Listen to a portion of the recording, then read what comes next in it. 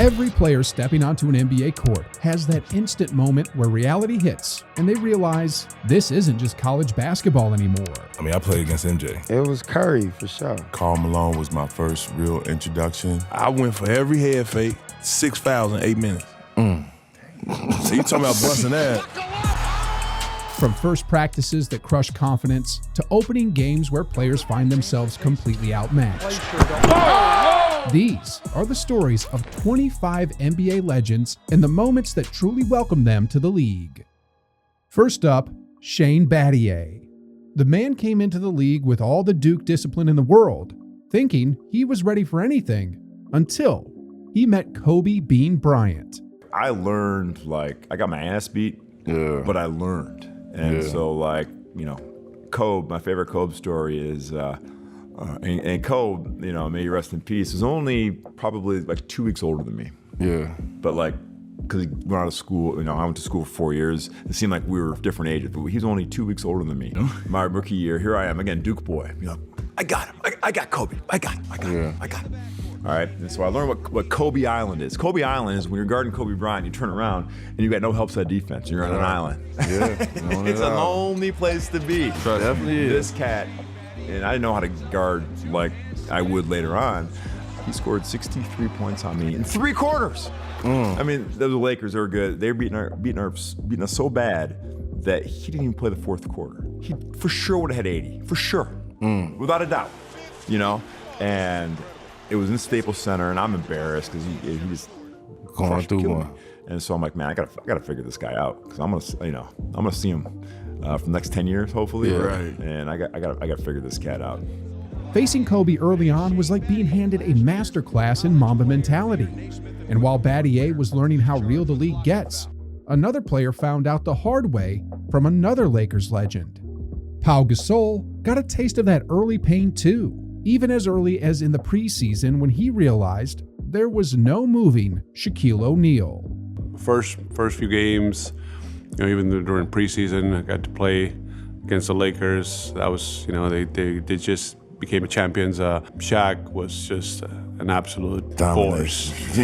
Force. I'm like, how am I gonna guard this dude? No one really could. Really, I mean, at that time, teams had 2 or 3 guys, just big bodies, just to foul him. Pau said it was like trying to push a wall. Then he got a taste of old school toughness from a couple of no-nonsense players. And then I remember also first couple games, it was I played against Detroit. I think that was my first NBA game, official regular season. They have Cliff Robinson, and he was tough. Uncle Cliff was tough, and stressful. Yeah, strong dude. Just he wanted to make a point too. And then third game was against KG, and he wanted to make a point. And he was like, "Hey, welcome to the league." I was a high pick, and everybody was just like, let's see what this guy is made of. Yeah, right? yeah. They were testing me. Safe to say those early encounters set him on a path to becoming a Rookie of the Year, 2-time NBA champion, and 6-time All-Star. For Danny Ainge, he learned quickly that the NBA was a grown man's world as he got cooked not once, but on multiple occasions. Well, there was a guy by the name of Lynn Elmore. You guys may have heard Lynn, but he didn't really bust me, but he cold cocked me. I'm coming off a screen in my very first game, and he just threw an elbow right across my head, knocked me to the ground. Welcome to the NBA, Brooke, and it was a real awakening. Who was the first person to give you buckets, score, where you couldn't stop them, and it was you knew this was a higher level than college?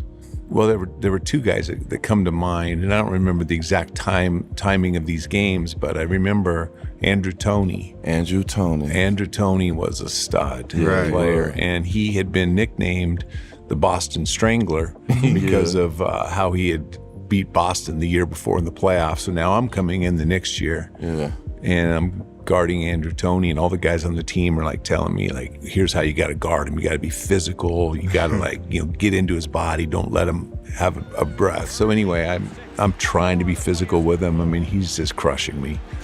And I learned that game, no, just let him go where he wants. And because he's not really a catch and shoot guy. He's catch, face up, rip, swing through, beat the hell out of you, get the shot off. Yeah. And anyway, Andrew was one of the first guys to light me up. And then another guy was George Gervin. Ice. And I remember the Iceman when after the game, I think he ended up with like 32 points, and I was in the training room getting stitches in my head. Like I think I had 6 stitches. He had elbowed me on one of his jump shots, and Mikhail comes in and says, "Yeah, he gave you 38 tonight." I go, "No, 32." He goes, "Nope, 32 and 6 stitches." So it was a rough night, but those guys were amazing players.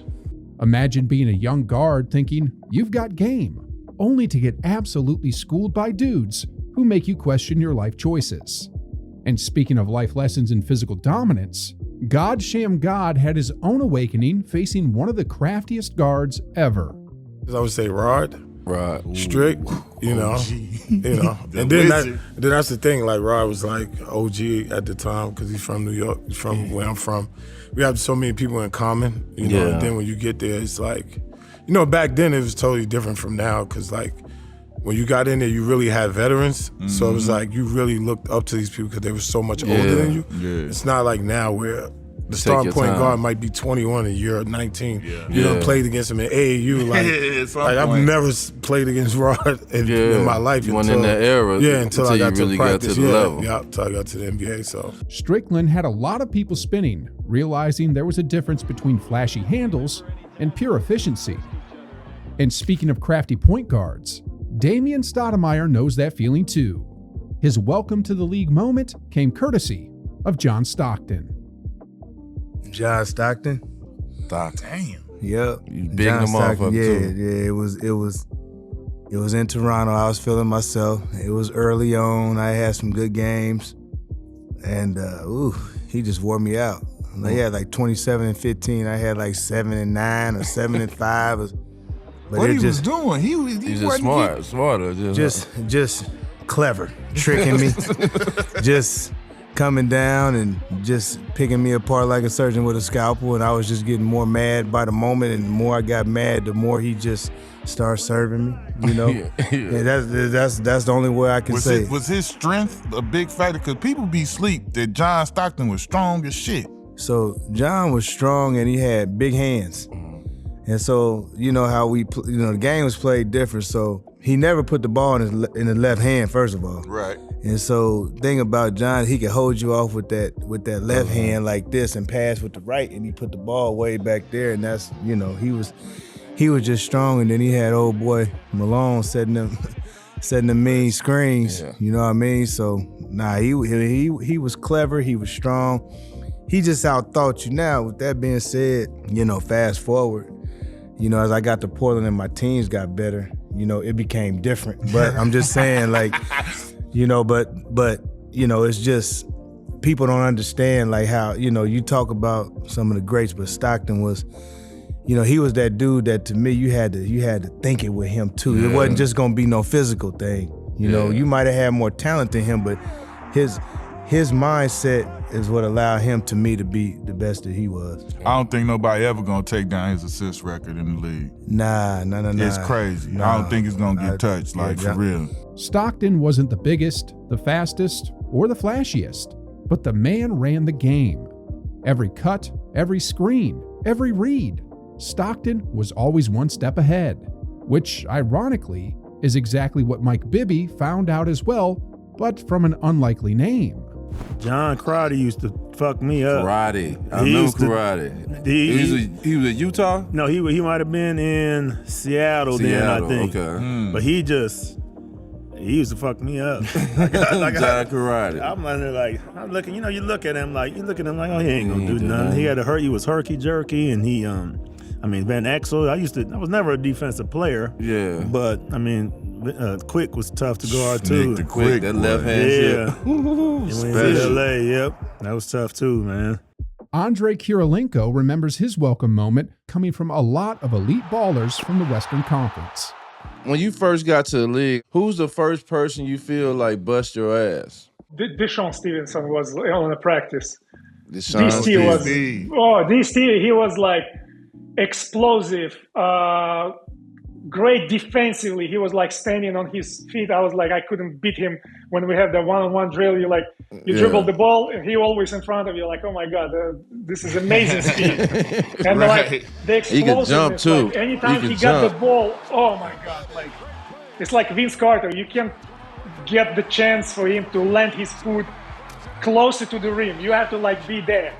Yeah. Otherwise, it's gonna be posterized. He's a poster right away. D. Steve, shout out to D. Steve. Yeah, shout out D. Steve. And playing wise, I think if we're talking about like big players who was like face of the league that time, in the beginning of my career, Allen Houston, Vince Carter. Then like going a little bit to the middle, Kobe Bryant was the face of the league, and he was the avatar of Michael Jordan.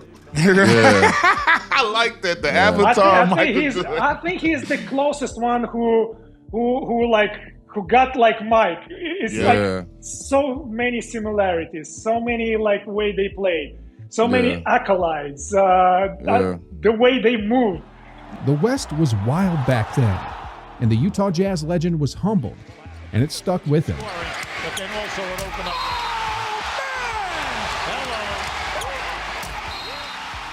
But speaking of being humbled, Isaiah Thomas was schooled a few times by one of the game's greatest point guards. It was Curry for sure. Curry was and they had that Bay Area little rivalry. Sacramento. And when I first got to the league, Curry, the Warriors wasn't really good. Like they was kind of on the fence of being good. So like Curry was one. That was a tough one. But we had our battles. But yeah, he got me. He got me a few times until I tried to slowly start figuring it out. Then my opportunity came more. Yeah, so that was the thing. Like he was getting me, and I couldn't get back at him because I was he'd give me a few, and then I'm getting subbed out type thing. They don't understand that a person get 20 shots, you get 5. It's gonna always over. So once my opportunities start coming, I started to get my get back. But yeah, Curry was one of the guys that got me early. Even at an early part of his career, watching the baby-faced assassin pull from 30 feet was frightening. And while Thomas was witnessing the future of the game, Caron Butler was getting a taste of the past courtesy. I got my shit off first, mash burn, right? Mm-hmm. Okay, monster mash. Going at them, working them, preseason. It ain't real yet. So I'm like, yo, these dudes not as nice as I thought they were. Yeah. You know, he relaxed. He ain't even went into the, overdrive yet. So first game out the gate, I get a chance to match up with him again. And everything just looked different. Shit was real blurry out there. Mask. Yeah, like I'm telling you, his back to the basket game, 17 on in. He knew where the rim was at all time. He knew exactly how to get to his spots. Some of the things that I try to teach the players now, but he was just automatic. Give me the shoulder, bump me, airspace. I understand like the angles and the dynamics of that. When I was that young, because you just a raw athletic type. or nothing. Just airspace. He used to get me. I'm talking about. Yeah, that was one of his nemesis. He was a problem for me. Physicality, that boy was too strong. I know he couldn't beat me, and I can get back to him. I can meet him at the rim. I knew, but it was some way, somehow, he was getting this shit off, and he was scoring every time. That shit was pissing me off. Nobody ever talk about him though. Monster Mash. Nobody ever. When I hear these conversations, when I came in, was like, yeah, he's serious. When you talk to them ones that really got the bop against him, though, we didn't have a cut, and he one of them first. Like Mash, Mash was a problem. Facts. It was silent. Yeah, he didn't talk. Just went to work on your ass, looked at you. Like after he put on that demonstration, he looked at you. Like you saw it. Yeah. Yeah. You got that work. And talk trash or nothing. I used to hate that man. He used to kill me. The next player to have a brutal welcome to the league moment was Muggsy Bogues, one of the shortest players ever. The first person that I considered was a challenge, it was Magic. It was Magic because I was with Washington Bullets. And my first preseason game, we played the Lakers, and it was in preseason, and at that time it was 8 preseason games back then, where we had practice twice a day, 2.5, 3 hours. So I those hear are that, young different. fellas? Yeah, that was different times back then when they had the trash can over there waiting for whoever had to throw up. Yeah.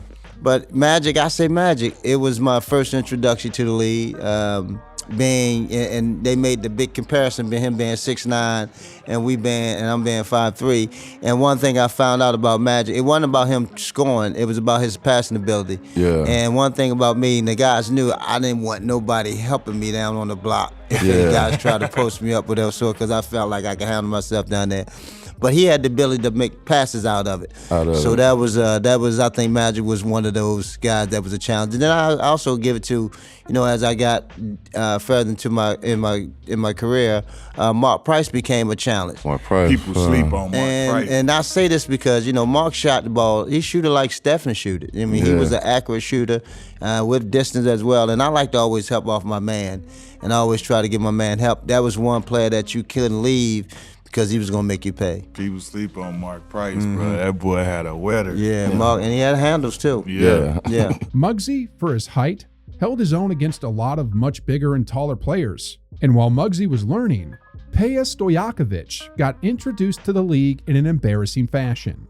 I think like first 10 or 15 games were like very challenging for me. My first shot at San Antonio, I remember opening game, my first game in NBA, my first shot was air ball. And I was so nervous, man. It took me a second, but it was the one particular game we played against Portland. Mike Dunleavy was the coach. And that's the way when Portland was at a big lineup. Rashid played at the small forward. And I got in from the bench, and I was supposed to guard Rashid. and it was one of those moments where like they didn't even call a play. They went like, go at this guy, straight up. go at him. So they post him up. He just turn around, shot over me. But it happened 2-3 times in a row, and very soon I was on the bench. So. Yeah, one of those things, like, I'm sure you guys have experienced the same thing. Like, it's once you figure out the pace, the length, the athleticism, I mean, everything is different in the league. Tony Allen's initiation came from none other than Kobe Bryant. I mean, I played against a lot of two guards that had their work. You feel me? And but it don't go unnoticed with Kobe. Obviously, he the first person that you felt. That I'm talking about the action. When you say bust somebody, you gotta put pressure on them. And when I say that, man, Kobe I played 8 minutes, got 6 fouls in 8 minutes. So you talking about busting ass? Man, listen, bro. I went for every head fake. Yeah, he'll do that too. I went for every jab. I'm talking about any drive, I'm pushing up close too hard and extra. Too ready. I'm talking about it's like I overstudied them. You get what I'm saying? And at that time, it was like they calling them the Mamba at this time. So it's like, you don't want to get bit by that snake. So at all. And I got bit, man. So yeah, it had to be Kobe, man. He had too many attributes at that time. Tony Allen would go on to become one of the best defenders of his era. And you could argue Kobe had something to do with that. But years before Tony Allen, Derek Anderson had his welcome to the NBA moment handed out to him. Who was the first person to bust your ass? Oh, yeah. Oh, you mean besides MJ? Nah, if he was first, I want to hear the MJ. Yeah. I always tell people, like, MJ was always hard because he was who he was, but I'm going to be honest, man, Mitch Richmond killed me. Oh, Mitch. He was coming across the lane. You know how they had the small guard screen the other guard. Yeah. And they took Coach told me don't switch, but Mitch Richmond would elbow me trying to get to the post up. I'm getting beat up, crossing the lane. I'm like, how the hell this dude on offense beating me up? I'm just like, this is different. Mitch was strong as hell. Mitch was strong, and he wasn't doing the dribble moves. So he was basically posting me up, coming off screens, and that dude would push me strong as a man. And he was smart. So he wouldn't just settle because I was long. So I was guarding him, like, I'm going to give you a little bit of space. Dude just physically beating me up. After that game, I had like a couple bruises. My lip was busted. I'm like, damn, I did all this on. This dude, he did it himself. Wasn't nobody else. You buckets and beat you up. Oh man, he killed me, man. I was in the cold tub after the game, and we were supposed to leave. And and I was almost late to the bus. I said, "No, I'm not getting out. This dude killed me." dude was a beast. But MJ was always my heart. I got him in this last year. MJ was posting up, holding my leg with one hand, and he was doing all kind of stuff. But Mitch, he physically beat me up that year. For Stromile Swift, he got a dose of Kevin Garnett, which isn't an ideal feeling for any player still finding his feet in the NBA. No, I ain't really played that much my rookie year. I was playing behind Sharif Abdur-Rahim. Yeah. So it's a crazy story.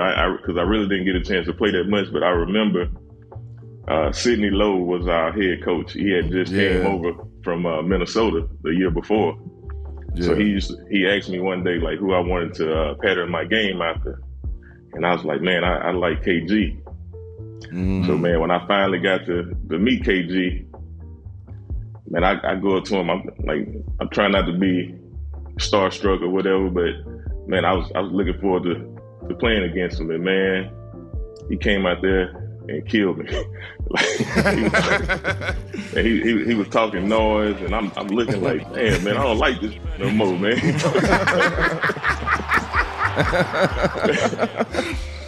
But yeah, man, KG was the first one to, to give me the business. Like he ain't take it easy on me either, man. That was pretty tough. Man, destroyed my heart. Like, I was like, man, I don't like KG no more, man. From that point on, like every game, every time we played against him, I would break the plays. Cause back then, Ticket was, man, he was the man. So the offense ran through him. Yeah. So I'm just a role player at the time. So I don't get a chance. The offense ain't coming to me. So I'm out there breaking plays, trying to go back at him. But yeah. But yeah, man, he touching it every time. Yeah. And KG was loud. He brought the trash talk, the intensity, and physicality all in one.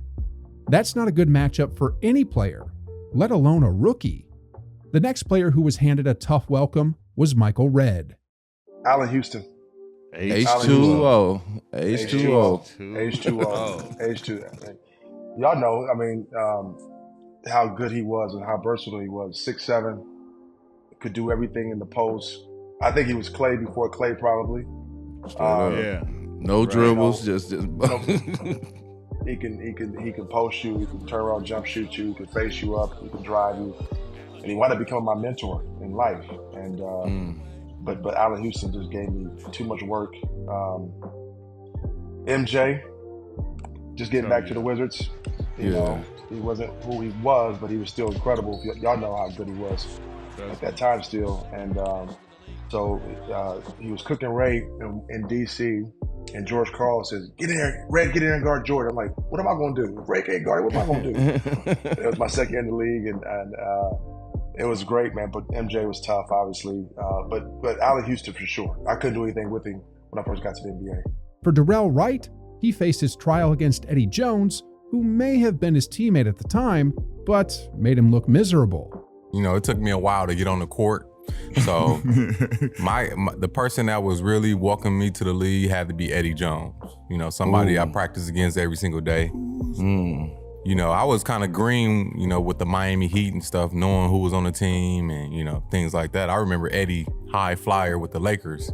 So when I got to Miami, that boy was knocking down shots, coming off down screens, using that pump fake, still kind of slashing. Pump fake. Boy, he was kicking my ass every day in practice.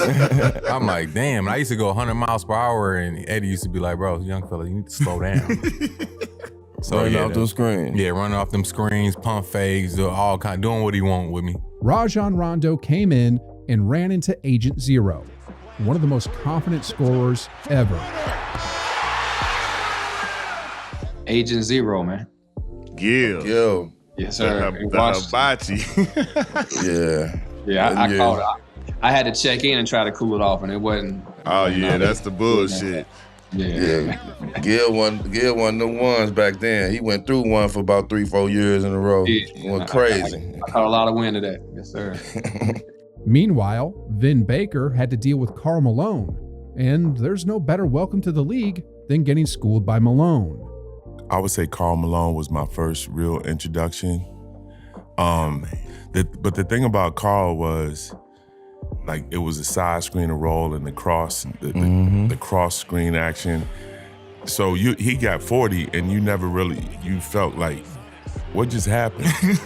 It was 40 and 15, and I'm looking at the stat sheet like he just had 40 and 15. And about Utah, they run down the court and cross every single time. Right. Then right. John Stockton setting them strong little picks on you already. Yeah. So and his arms is like and he holding the screen too. It's not like the screen's set today. He really hitting you. So it was Carl, and I'll say my first introduction before Carl was Sean Kemp. Kemp got me in the preseason. It was terrifying. It was everything that I imagined it was gonna be. It was in Milwaukee, but the rain he brought it. So Rain Man. Malone was pure power, a true icon of the old school NBA.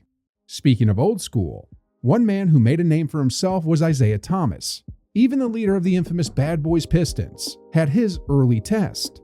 There was a lot of them. Actually, before I got into the NBA, because all the pros would come back to Chicago and play. Sometimes.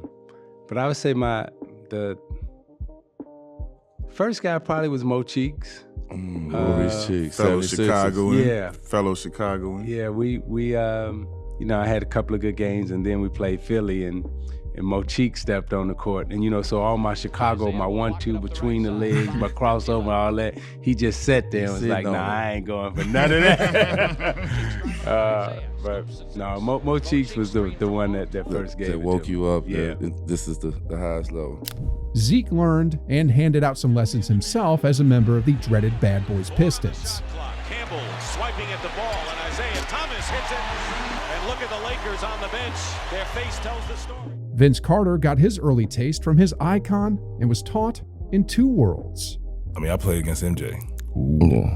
Like, hello. He was I mean, at 40, 39, 38, 39, so, no, he's 38 or 40, one of them, don't matter. Right? He still put up 40. Yeah. Like he was, for me, you get that chance to play against MJ as a young boy, we go at him. Yeah. I had my best half and couldn't score in the second half. Like, for real. Like, it don't get any better than that. I mean, and then, I pick a name and I say it like Spreewell. But it's about defensively. Tough. He could score, but he didn't get tired. Yeah. He didn't get tired. Be crazy. Tough. So I came in the era where it was still half-court basketball unless you played out west. It may have been Wizards MJ, still dropping buckets like it was nothing. Vince said it was surreal, guarding the guy he grew up idolizing, then realizing he's still that guy. For Sean Marion, he got humbled and had to pick himself up. Not one person I actually really bust my ass. I was if you know me, you know anything about me, you play me, you can attest to this. I mean, I'm a competitor, dude. Yeah. Like, you ain't just finna sit there and go at me and think I'm just gonna sit there and just take it. Yeah. But for the most part, though, I can tell you this. I came in '99 and we had so many talented players in the league. They always tell you certain guys, they got these certain moves. In the scouting report. So, like, one of my early games was against Steve Smith. Smitty has a hezzy. He's like, don't go for it. Yeah. Don't go. He gets every young guy, every player, and some older guys still currently. And at the time, he was in his prime then. Yeah. So I was like, do not go for the Smitty. Got me. Yeah. It was okay. All us. He got all us too. He got me. Smitty He got was me. so smooth with it. Yeah, too, it was. It was just like he was just calm. And then he was go. just- He yeah. go. And Mookie Baylock, look, like he got me in on hands, man. Like, dude, like he might have had the best hands I've ever seen throughout my whole career. And I played with some guys that had some great hands and led the league in give steals. Mookie love now, because last time we brought up Mookie, you had something to say to me. No, I love Mookie. Okay. Mookie Baylock, that dude. Next up, Dwight Howard faced off with Kevin Willis, one of the strongest players ever, even in his later years. Who was the first person to bust your ass when you got to the league? Kevin Willis. Kevin Willis. Yeah. Strong ass Kevin OG. Willis. Yeah. Kevin Willis you see Kevin Willis look like that right now. He do. Yeah. To this day. Grown man. Selling big man jeans. The same jeans. He's still selling What was them. he doing that you was just like off from him? Nah, he's just I was trying to box him out, so I'm throwing elbows. Yeah. And he chicken winged me. And I was like, man, let me go. You felt that Said, strength. no, young fella, you ain't going nowhere. And he just held me. I said, I got to get in the gym. Howard would go on to have a Hall of Fame career as one of the greatest defensive players in the league. Al Harrington may not have faced a wall, but he had to deal with something else. First person to just flat out bust my ass was Grant Hill. Ooh, Detroit Pistons Grant Hill. Ooh. You knew he couldn't shoot. The scouting report was let him shoot. And even though you was off him, he still could get by. He's the quickest player I ever played against. Still to this day. You played against a healthy Grant Hill. Healthy Grant Hill. First step. I mean, you be 3 feet off him, dog, and right by you. Nothing you could do. You're looking at the coach like, yeah, throw that thing. Yeah, he would. Yeah, I mean, hey, dog, if he didn't get hurt, he'd have been one of the all-time greats for sure. No doubt, Grant Hill was a walking mismatch to any opponent before injuries slowed him down. One player who didn't slow down was Zach Randolph, and he also got his rude awakening into the league. Probably like P.J. Brown. Ooh, old school PJ. He was too smart. He was just smarter than you? Yeah, just everything, you know. I always say that. I couldn't do nothing. I mean, defensively, defensively, offensively, nothing. I mean, he's just something about grown man. I felt the real grown man strength playing against him. You know, like I said, just the way he played, and he was so strong. And know how to hold you down, position, and just everything. For Udonis Haslem, his welcome moment was getting welcomed by Carmelo Anthony. Man, one time I had to guard Melo. I wasn't right. This was Denver. Denver Melo? It was with the Knicks. Oh, okay. They hit us for, I don't know if we won the game or not, but I know he had 50 that night. But I didn't get all them 50. He was already hot when I got on him. But you feel like you got some of that. Yeah, man, but you know how that is, man. You hate to be the one that coach put in and cut the water off. Yeah. Somebody already cooking so the you grease. mean like you a fireman, put the fire out. Back then, Melo was the young star putting buckets on everyone, and Haslem wasn't the first or last to get schooled by Melo. But here's the big picture. One day, you are watching your favorite player torch his opponent, and you're in awe. The next day, you are the opponent getting torched by your favorite player. But then again, if it weren't for players openly and very honestly sharing which moment showed them what the NBA is truly all about, we wouldn't have all these fun stories to hear.